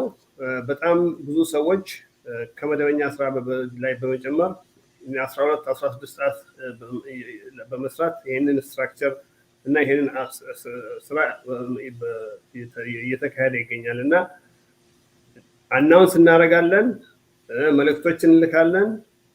በየስቴቱ በያላችሁበት ያሉ ኮሚቴዎች አሉ፣ በእነሱ በኩል መረጃ ይደርሳቸዋል። በእያንዳንዱ ስቴት በእያንዳንዱ ካውንቲ በተመረጡት ታርጌት በተደረጉት ካውንቲዎች ካምፔን ይደረጋል። ግራስሩት ካምፔን ፈንድሬዚንግ ይደረጋል። ፈንድሬዚንጉ ናሽናል ፈንድሬዚንግ ኤፓክ በአዝ አን ኤሌክሽን ቦርድ ኳሊፋይድ የሚሆን ኤንቲቲ ስለሆነ ኤፓክ የሚያደርገው እርዳታ ይኖራል። ኢን አዲሽን እያንዳንዱ ስቴት ውስጥ በሚደረጉት እንቅስቃሴዎች ላይ አስፈላጊ ፈንድሬዚንግ ይደረጋል እና ይሄ ሁሉ ነገር አክቲቭሊ ፓርቲሲፔት ማድረግ ይገባል። ማንኛውም ኢትዮጵያዊ ትውልደ ኢትዮጵያዊ የኢትዮጵያ ወዳጅ የሆነ በሙሉ እዚህ ካምፔን ላይ መሳተፍ የሚገባቸው እንደሆነ አውቀው እንዲሳተፉ ነው ጥሪ የምናሳልፈው። ጀስት እንደው ለማሳወቅ ያህል ለምሳሌ አንዳንዶቹ ምርጫዎች አንዳንድ ካውንቲዎች ውስጥ በ1000 በ2000 ግፋቢል በ5000 የሚሸናነፉ ምርጫዎች አሉ። አንዳንድ ምርጫ አሁን ቨርጂኒያ ውስጥ አንድ ኮንግሬሽናል ሲት አለ ታርጌት እናደርግ ያሰብነው 20,000 ሰው ከወጣ ከ100 ምናምን ሺህ ሰው ነው እዛ የሚኖረው። ከ20,000 ሰው በላይ ወጥቶ አያውቅም ለፕራይመሪ። 20,000 ሰው ቦት ካደረገ ሳፖርት ያደረግነው ሰው ሊመረጥ ይችላል። ይህን ያህል ቀላል ነው እና ትንሽ ቁጥር ያለን ትንሽ አይደለም። ፕራይመሪ ላይ ሰዎች አይመርጡም እዚህ ሀገር። በአጠቃላይም ሁላችሁም እንደምታውቁት ብዙም ግዴላቸውም ብዙ ሰዎች እና እነዚህ ትንሽ የሆኑ እንደ እስራኤል ወይም እንደ ኪባን አይነት የሆኑ ሰዎች ኢንፍሉዌንስ ሊኖራቸው የቻለው ቁጥራቸው ትንሽ ነው። ግን በእያንዳንዱ ካውንቲ ተደራጅተው ምርጫ ባለበት ጊዜ አይቀሩም እና ይሄንን ነው የምናደርገው ይሄው ኢንፎርሜሽን ይደርሳል እና እኛ ኢትዮጵያን ማስከበር ከፈለግ እኛ ባለንበት ሀገር ራሳችን መከበር መቻል አለብን ራሳችን ካስከበርን የኢትዮጵያ ሀገራችንን ማስከበር እንችላለን እና ይሄው በዚህ ሁኔታ ትግሉ ይቀጥላል መልእክታችንን ኤክስፔክት አድርጉ ፕሊዝ ሪስፖንድ እና ኢንጌጅድ ሆኑ ይሄ የሁሉ ሰው ጉዳይ ነው የኛ ጉዳይ አይደለም የሌላ ጉዳይ አይደለም የራሳችን ጉዳይ ነው እና ከዛ በኋላ ሌጅስሌተሮቹን ስናነጋገር ኢትዮጵያ እንደዚህ አይነት ጉዳይ አለስ ተብሎ ለአቤቱታ በሚቀርብበት ጊዜ ስልክ ደውላችሁ ለምንድን ነው ይሄ የሆነው ስትሉ ኢሚዲየትሊ ሰዎች ይመልሳሉ ይሄንን ያህል የኖ ሞር ሙቭመንትን የሚያህል ንቅናቄ እያስነሳን ለትንሹም ለትልቁም መጮህ የለብንም ያንን ማድረግ መቻላችን ሲታወቅ ድምጻችን የተከበረ ይሆናል እና ዲያቆን ኤፍሬም ይሄንን ነው የምናደርገው በእናንተ ሚዲያ ላይ አይኖ በተደጋገመ ጊዜ ብዙ ጥሩ ድጋፍ አርጋችኋል በጣም ለሱ ላመሰግን እፈልጋለሁ ወደፊትም አሁን ካምፔን ሲዝኑ እየተፋፋመ ሲመጣ ይሄንን ለሁሉም ሚዲያዎች ጋር በመተባበር መልእክቱ ለማስተላለፍ እንሞክራለን እናንተም እንደዚህ ባለፈው እንደተባበራችሁ ወደፊትም እንደምትተባበሩ እርግጠኞች ነን በጣም አመሰግናለሁ እናመሰግናለን አቶ መስፍን ያው እርሶ በተለይ መጨረሻ ላይም እንደጠቀሱት በምርጫው ላይ ብዙ ጊዜ ይሄንን ወደ ነብዩ አስፋው እንደ ጥያቄ ማመጣዋለሁ በዚህ ጉዳይ ላይ ብዙ ጊዜ እንደምናቀው እርሶ እንደጠቀሱት በተለይ ዴሞክራቶች በሚድተርም ኤሌክሽን ላይ አባላቶቻቸው እነሱ አይዘናጉም አባላቶቻቸው ግን ብዙ ጊዜ ይዘናጋሉ እንደውም ብዙ ጊዜ የሚሸነፉትም ኮንግረስ ብዙ ጊዜ ለሪፐብሊካንም የሚገባው በዚህ መዘናጋት ይመስለኛል ግን አሁን በዛውም ልክ ደም ዋናዎቻቸው በጣም የፖለቲካ ጨዋታ የሚጫወቱት የበለጠ በኤሌክሽን ዘመን ነውና በእርግጥ በፖለቲካ ዓለም ውስጥ የተለያየ ኢንዲኬሽን ቢኖርም የዚህ አሁን የዛሬ ፕሬዝዳንት ባይደን ቀጥታ የኢትዮጵያ ጠቅላይ ሚኒስትርን መደወል ጉዳይ ላይ ከዚህ 2022 ጋር የተገናኘ ይመስልሃል ነብዩ እርሶም ጋር በመለስ ይችላሉ በኋላ ከፈለጉ እንደው አሁን ኢትዮጵያውያን ምን ያለ ተቆጡ ሲኤንኤን ስለነገረን አይደለም ፎክስ ኒውስ ባይናገሩትም ያቁታል እንደነሱ ፖል ያለው እንደነሱ ያንዳንዱን ስሜት በደንብ ነው የሚያጠኑት ሪሰርች የሚያደርጉት ያቁታል በደንብ ያለውን የተነሳውን የኢትዮጵያና ኤርትራን ቁጣ ይሄ ውይይትና ትንሽ ቼንጅ ለዚሁ ለኤሌክሽን ፍራቻ ነው ወይስ ምን ይመስላል በዚህ ጉዳይ ላይ በትነግረንና እንዲሁም ደግሞ ካንተ ደግሞ ከሰራችሁት አሁን ኤፓክም ነግሮናል በየስቴቱ ያሉ ነገሮች አሉ በምን መንገድ ነው ልንዘጋጅ የምንችለው በጣም ጥሩ ነው ዲያቆን ዮሴፍ ዲያቆን የኖ ሞር ሙቭመንት በዚህ ሰዓት አንድ ነገር መናገር እንፈልገው በማንኛቸውም አይነት ፓርቲ or individual ጋር የቆመ አይደለም whether አሜሪካ ውስጥም ሆነ ኢትዮጵያ ውስጥም ኤርትራ ውስጥም አፍሪካ ውስጥም no more ከህዝብ ጋር ነው የቆመው የህዝብን ነጻነት ለማስከበር ነው ማለት ነው የኢትዮጵያ ነጻነት የኤርትራ ነጻነት እና በዚህም በአሜሪካ ውስጥም ያለን ዓላማ የሀገራችንን የህዝባችንን ነጻነት ለማስከበር ነው ድምጻችንን ለማሰማት ማለት ነው ይሄ ማለት የኛን ድምጽ ለማግኘት በቨርጂኒያ እንዳየነው አሁን በጆርጂያ ለምሳሌ በሚኒሶታ በኮንግረስ ተመርጠው የሚያገለግሉ ሰዎች እንደ ኢላን ኦማር የመሳሰሉት ሰዎች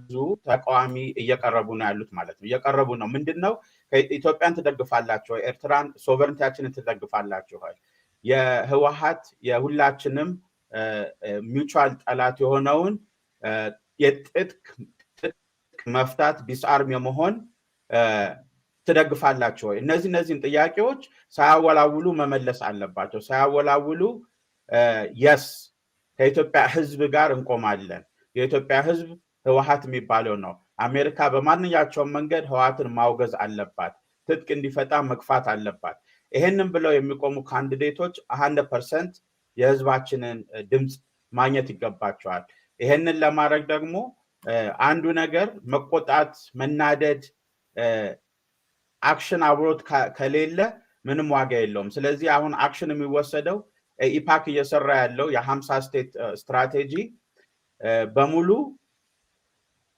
ህዝቡ ሬጂስተር እንዲያደርግ ቮት ለማድረግ የቮቲንግ ገብቶ እንዲመርጥ ሲመርጥ ደግሞ የምትመርጠው ለፓርቲው አይደለም ለግለሰቡ አይደለም አሁን ለጠየቃቸው ጥያቄዎችና ለህዝባችን ፖሊሲው የቆመ ነው ወይ የሚሉትን ጥያቄዎች ከመለሰ ድረስ አሁን ያሳየነው በኖሞርም ይሁን ከዛ በፊት የነበረው እንቅስቃሴ ህዝባችን አንድ ድምጽ እስካለው ድረስ ምንድነው የሚፈጠረው ቮቲንግ ብሎክ ይባላል ቮቲንግ ብሎክ ይፈጠራል ያ ቮቲንግ ብሎክ አንድ ድምጽ ነው ያለው ይሄ ደግሞ ትልቅ ኃይልና ትልቅ ኢንፍሉዌንስ ይሰጣዋል በብዙ ስቴቶች ውስጥ በሚተርም ጊዜ የኤሌክሽኖች አንዳንድ ቦታ በ1000 ድምጽ በ500 ድምጽ የተበላለጡበት አለ ኢቭን የፕሬዚዳንት ጆ ባይደን ምርጫ ባለፈው በጆርጂያ ባልሳሳት ከ15000 በታች ነበር ልዩነቱ ድምጹ ከስንት ሚሊዮን ውስጥ ስለዚህ የእያንዳንዳችን ድምጽ ለውጥ ያመጣል ከኖሞር በኩል ደግሞ ሲታይ ኖሞር is it stands for the people it doesn't stand for any party it doesn't stand for an individual it's about getting our people's interests respected our sovereignty respected everywhere whether it is in Ethiopia Eritrea whether it's in the United States or Haiti it's about sticking together as the African diaspora the pro-peace people pan-Africanism and making sure that we're exercising all our legal rights to ensure that our rights are respected and to ensure that our people back home get their fair share in this world politics, including one of the things is even the United Nations Security Council, like Africa, doesn't have any voice. This is because we have not been united. We have not been making noise globally. So that's one thing no more can change is it's consolidating our voices globally, and that would make us louder. At the end of the day, Africans, 1.3 billion. That's our population in Africa. And we have the richest continent. ስለዚህ በጣም ሀብታም አህጉር ውስጥ ነው የምንኖረው የህዝብ ቁጥሩ ከ1.3 ቢሊዮን በላይ ነው የአቨሬጅ እድሜው 14 ዓመት ያደገ ያለ አዲስ ትውልድ ነው ስለዚህ ይሄንን ሁሉ ያገናዘብን በ1950ዎቹ እና 60ዎቹ ውስጥ የነበረው የፓን አፍሪካን ስፒሪት አሁን ተመልሶ እየተወለደ ነው ስለዚህ አሁን እድል አለን ይሄ እድል ደግሞ ከዚህ በፊት ፓን አፍሪካኒዝም አፍሪካን ዩኒየን ሲጀመር ኢትዮጵያ ውስጥ ነው የተጀመረው አሁንም ህልማችን ይሄ እንደዛው አዲስ የፓን አፍሪካን ሙቭመንት ከምስራቅ አፍሪካ ተነስቶ አፍሪካን በሙሉ የሚይዝ ስለሆነ የሁላችሁንም ትብብር ይሄ የሁላችሁም ነው ይሄ የሁሉም ህዝብ ነው that's it ሌላ ምንም ዓላማ የለውም ስለዚህ አሁን የሚመጣው ኢሌክሽን ላይ በአሜሪካም ይሁን በዩሮፕ በካናዳ ያለን መምረጥ መብት ያለን ኢትዮጵያኖች ኤርትራኖች አፍሪካኖች ሁሉም ይሄንን መብት ተጠቅመን የህዝባችንን መብት ማስከበር አለብን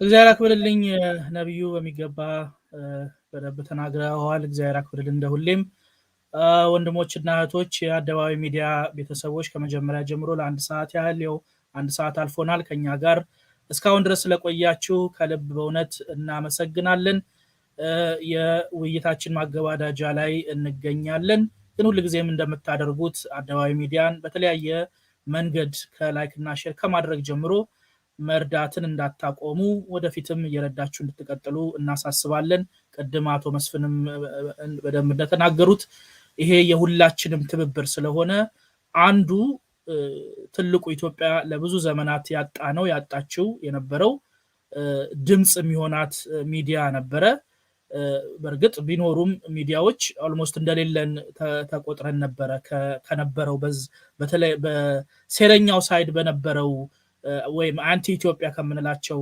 አደረጃጀት አንፃር ከተነሳ እኛ ኦልሞስት ድምጻችን ጠፍቶ ነበረ ማለት ይቻላል እንደዚህ አይነት ሚዲያዎችን ግን መርዳት ለዛ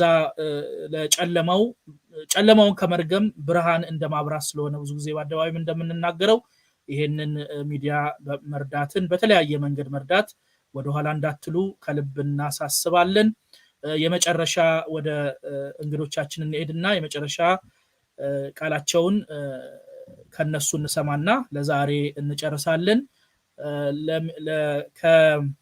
let me start with brother Simon Tesfamariam and then ወደ ሌሎቻችሁ ሄዳለሁ we're going to start with English and then end it with Amharic sounds good Simon your last thought for today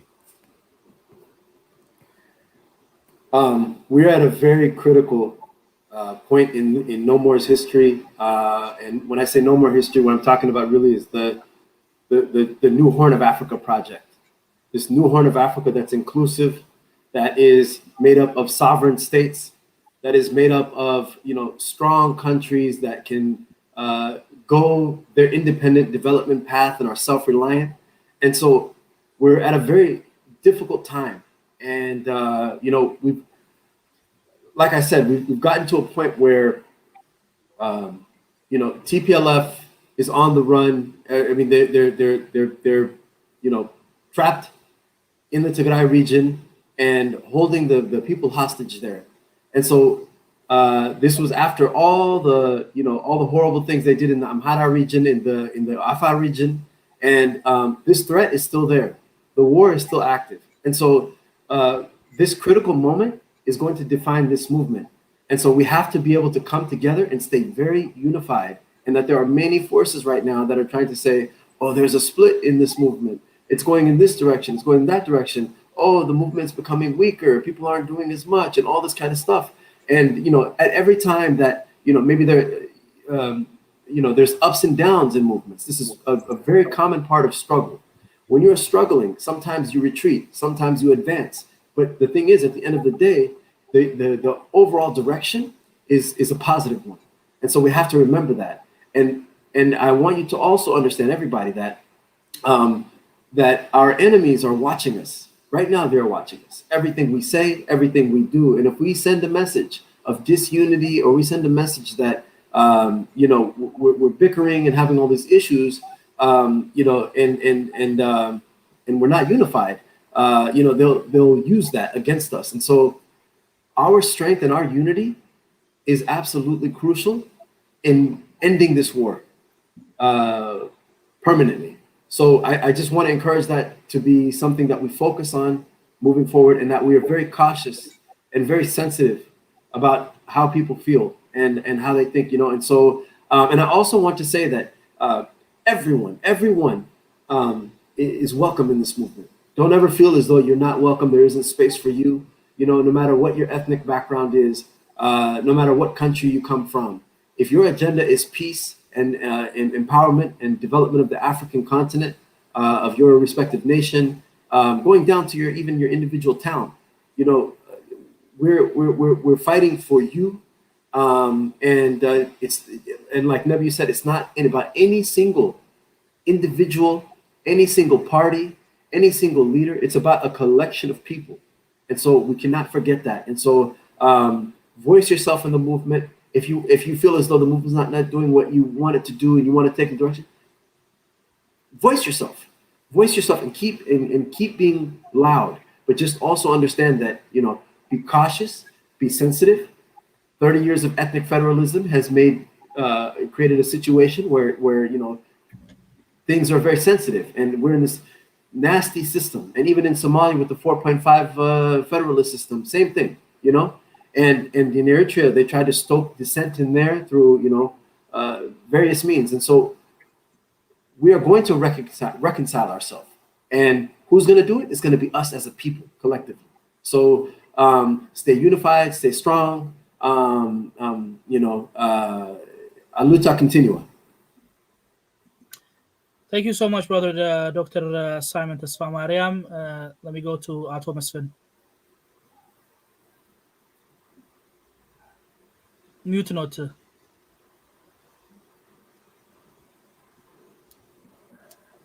Simon has made a very very good point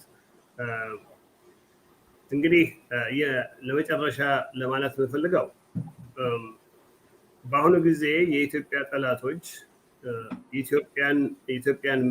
ኢትዮጵያ ላይ ሊያረጉ የሚፈልጉት ወይም ይሄ ይደረግ እያሉ የሚሉት ነገር ከስትራክቸራል ያለንን የሀገሪቱን ስትራክቸራል ኮንስቲቱሽናል ስትራክቸራል ዴፊሽንሲ አውቀው ያንን ነው ኤክስፕሎይት የሚያደርጉት።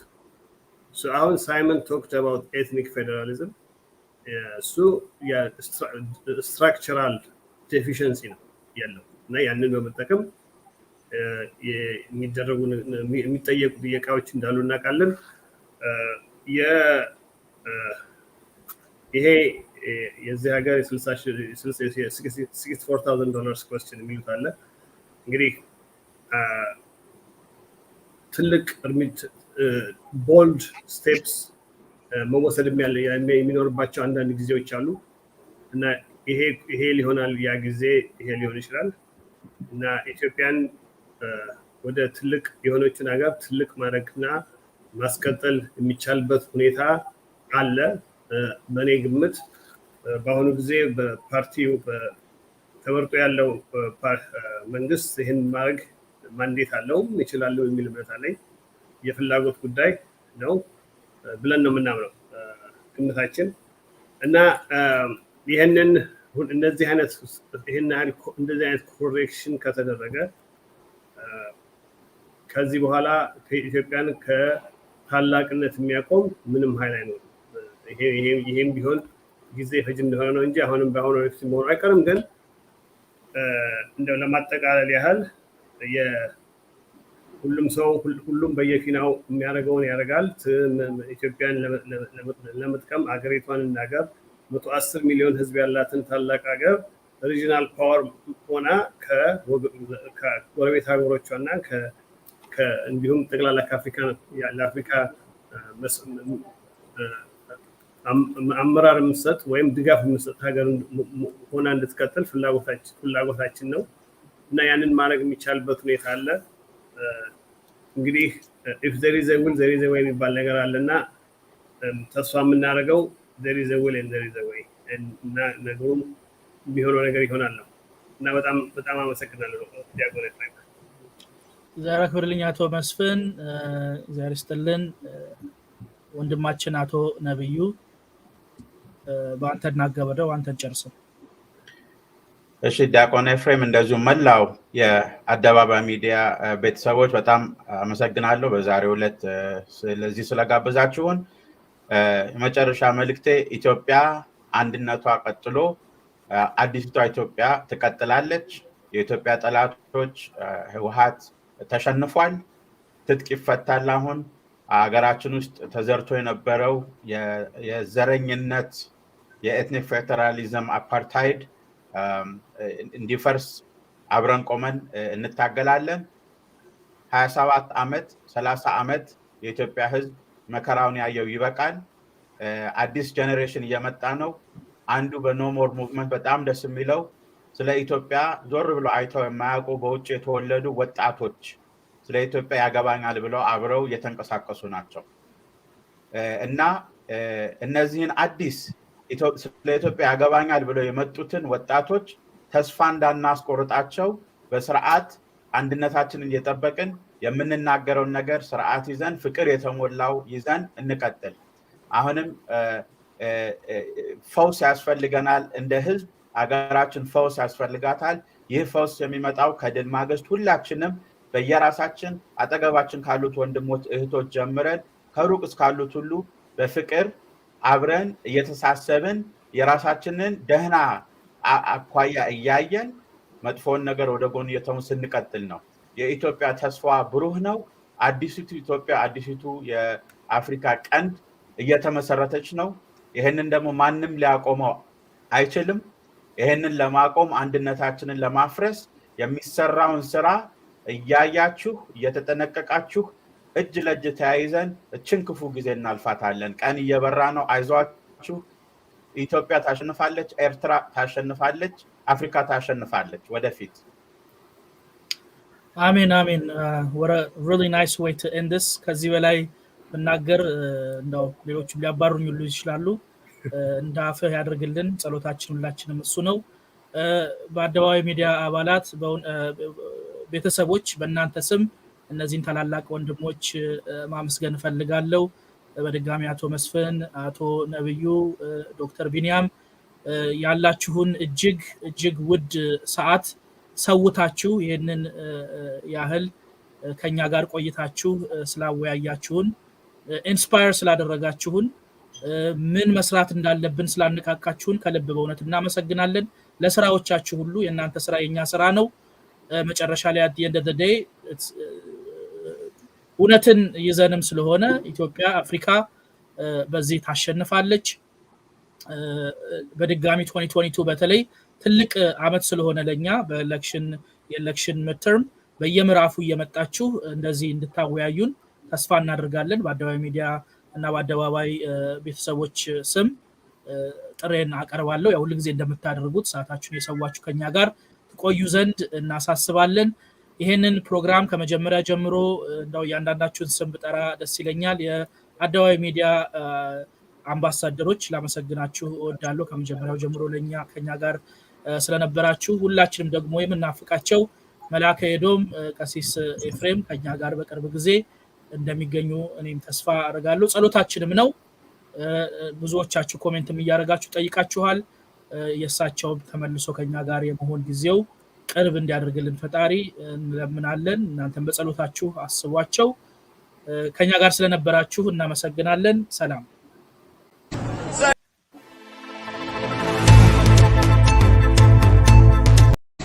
ሰንደቅሽ ከፍ ይበል ይቁም ለዘላ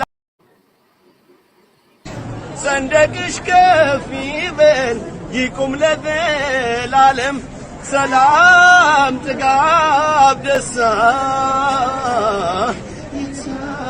ይታይብሻለም እማማ ሴራው ይክሸፍበት እማማ የመጣብሽ አድማ እማማ እግሩን ሳር ያድርገው ጉልበቱን ቀጤማ እማማ ካቀባበለብሽ እማማ ብረት ከደገነ አምላክ ያግዝልሽ ላንቺ የወገነ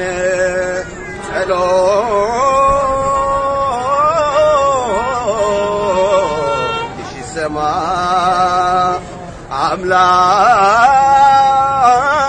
አምላክ ይለመንሽ ፈተናው አይለቅ የሚፈታተንሽ አንገትሽ ራስሽን ሲኖርና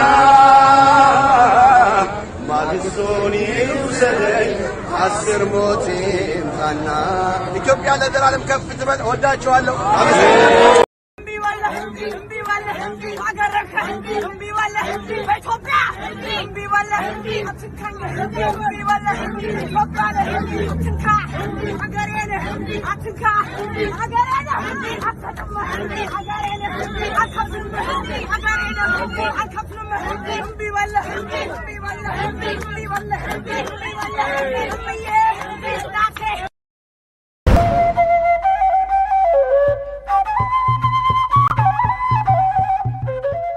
ህመሜ ዳንኩ ያልኩት ከስደት ከርቀት በናፍቆት ተቃጥዬ ያገኘሁት መዳኔ ተስፋዬ የልቤ ፋኖስ ሀገሬ የልቤ ማረፍ ለአይምሮዬ ረፍት እንደ ሻማ ልቀልጥልሽ ቃል ገብቼ ድሮ ያኔ ከፊትሽ በክፉ ቀን ብተውሽ ተገፍቼ ብሸሽሽ ህመሜ ቀን መጣና ታርቀሽኝ እናትህ ነኝ ግባ ና ብትይኝ የናፍቆቴን የስስቴን ቀን ቆጥሬ አይንሽን ላይ እድሉ ቢሰጠኝ እኔ ግን ከንቱ ዳግም ላደማሽ ላቆስልሽ ለልጆችሽ ለቅሶ ምክንያት ልሆን ለህመምሽ ዘር ቆጥሬ በሰፈር ተሰፍሬ ባጉል ትቢት እብሪት ተወጥሬ ላፈርስ ሆነ ጋሻዬን ባለቀዬ ባለሰፈሩን የትም ሳይሄድ የጠበቀውን ደጀንሽ የሆነውን ታዲያ